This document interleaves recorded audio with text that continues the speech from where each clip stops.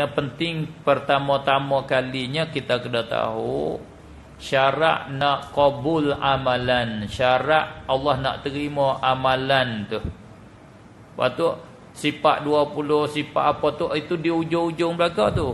Di ujung. Pokok dianya, asal dianya apa dia, syarat nak terima amalan tu apa dia. Dah kalau kita belajar fiqh senang saja. Dia ada bagi tiap-tiap amalan tu, ya, dia ada rukun dia dan syarat dia. Bila kita nak buat satu amalan, tentu amalan itu mencukupi rukun dan syarat. Kalau tidak mencukupi rukun dan syarat, tidak dikabul oleh Allah, tidak diterima oleh Allah. Kita nak semaya, kita kena tahu rukun syarat semaya. Kita nak puasa, kena tahu rukun syarat puasa. Kalau tak cukup hal tu, tidak diterima oleh Allah. Dan syarat penting lagi, bila cukup rukun dan syarat, mesti kena ikhlas. Kalau buat cukup rukun syarat, tak ada ikhlas, tidak diterima oleh Allah. Sebab itulah Imam Ghazali dia menjadikan apa, dia panggil ikhlas tu, kalau tak silap saya, satu rukun. Dia panggil rukun ibadat. Maka bila kita belajar di dalam rukun ke semua, rukun semaya, syarat semaya, syarat puasa, syarat haji, syarat ibadat ke semua, pertama-tamanya syarat kena al-Islam. Kena Islam. Kalau tak Islam, semayalah, puasalah, buat haji, buatlah ke semua kebajikan, amalan dia itu sia-sia sahaja, tidak diterima oleh Allah Subhanahu wa taala, tak jadi pahala. Tu rukun yang asal kena Islam. Kena iman. Islam ialah iman, kena beriman. Ringkasnya, Allah tidak terima amalan daripada orang yang tidak beriman. Tak terima amalan.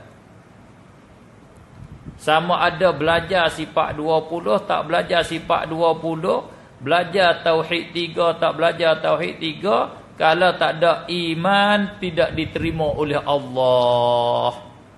Kalau ada iman, dengan mana-mana cara pun, bila dapat iman, cukup rukun syarat yang lain, diterima oleh Allah Subhanahu wa taala. Tu hak asal dia. Kemudian untuk mendapati iman itu ada beberapa cara dia. Yang satu daripada cara dia yang dipilih oleh ulama ahli sunnah wal jamaah sudah jadi kesimpulan, iaitu melalui belajar sifat 20. Tu untuk mendapat iman yang sempurna.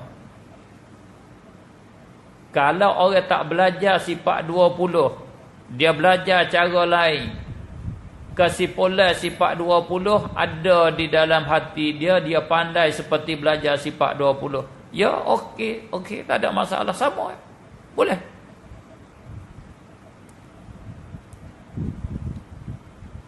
Saya ingin sentuh sikitnya. Soalan ini adalah soalan yang terkesan daripada orang yang inti belajar sifat 20. Terkesan daripada hak tu lah. Kesan pada kata belajar sifat 20 ini tak penting. Belajar 20 ini adalah falsafah Yunan. Bukan daripada agama Islam. Tu ya, kesan daripada situ. Di soal, kalau orang tak belajar sifat 20, balik orang belajar sifat 20 ni, nak marah lah. Nak marah.